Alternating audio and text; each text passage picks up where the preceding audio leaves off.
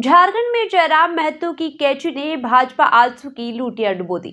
शिवराज सिंह चौहान और हिमंता बिस्वा शर्मा हल्के में ले रहे थे। राज्य गठन के बाद 2024 में बीजेपी को सबसे बड़ी हार का सामना करना पड़ा। इतनी कम सीटें इससे पहले कभी नहीं मिली थी। 2019 के चुनाव में भी बीजेपी को 25 सीटें मिली थी। इस बार 21 पर पहुंच गई। सत्ता में आने का सपना चूर चूर हो गया। बीजेपी की लूटियां डुबाने में सहयोगी दल आजसू ने बड़ी भूमिका निभाई। भाजपा ने आजसू को गठबंधन के तहत 10 सीट दी थी, लेकिन पार्टी सिर्फ एक ही सीट जीत पाई।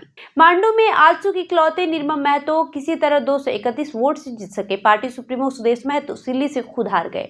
भाजपा और आजसू को सबसे अधिक नुकसान जयराम महतो की पार्टी झारखंड लोकतांत्रिक मोर्चा ने पहुंचाया। एनडीए में शामिल लोजपा और जदयू ने अच्छा प्रदर्शन किया। लोजपा को एक सीट चतरा मिली थी, उसने इसे जीत लिया। वहीं जदयू को 2 सीटें मिली थी, इसमें एक पर सफलता मिली।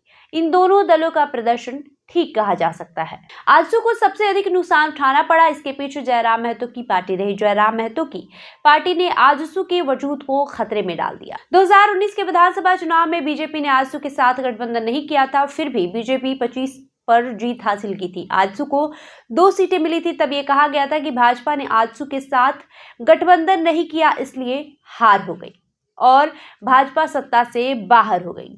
इससे सबक लेते हुए बीजेपी ने 2024 के चुनाव में न केवल आजसू से गठबंधन किया, बल्कि उसे 10 सीटें भी दी।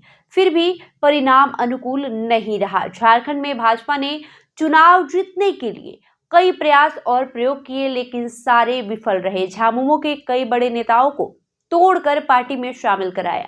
इनमें से पूर्व मुख्यमंत्री चंपाई सोरेन, शिबू सोरेन परिवार की बड़ी बहू सीता सोरेन, लोबिन हेम्ब्रम, पूर्व मुख्यमंत्री मधु कोड़ा, उनकी पत्नी पूर्व सांसद गीता कोड़ा, सिद्धो कान्हू के वंशज मंडल मुर्मू, लिटीपाड़ा से विधायक दिनेश विलियम मरांडी, निर्दलीय विधायक अमित यादव, एनसीपी के विधायक कमलेश सिंह समेत कई नाम हैं, लेकिन कोई लाभ नहीं मिला। चंपाई सोरेन भी कुछ नहीं कर पाए, वो खुद अपनी सीट जीत सके। इनका बेटा भी घाटशिला से चुनाव हार गए। वहीं चंपाई सोरेन के अपमान का मुद्दा नहीं चला। चंपाई के आने के बाद ये माना जा रहा था कि आदिवासी वोटरों का साथ बीजेपी को मिलेगा, लेकिन ऐसा हुआ नहीं। चंपाई कार्ड भी नहीं चला। भाजपा ने झारखंड में आदिवासी वोटरों को साधने और अपने साथ करने को लेकर कई प्रयोग किए। झारखंड की राज्यपाल रही द्रौपदी मुर्मू को राष्ट्रपति बनाया। पड़ोसी राज्य छत्तीसगढ़ और ओडिशा में मुख्यमंत्री बनाया। धरती आबा बिरसा मुंडा को सम्मान दिया।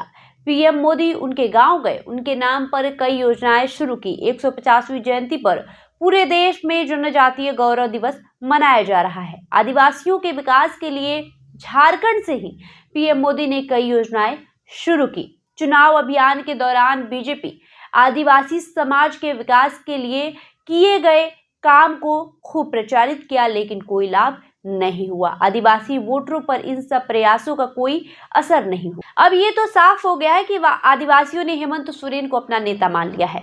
हेमंत सोरेन की गिरफ्तारी से भी ये समाज नाराज था। उसे लगा कि हेमंत को फंसाया गया है, एक आदिवासी नेता को परेशान किया गया।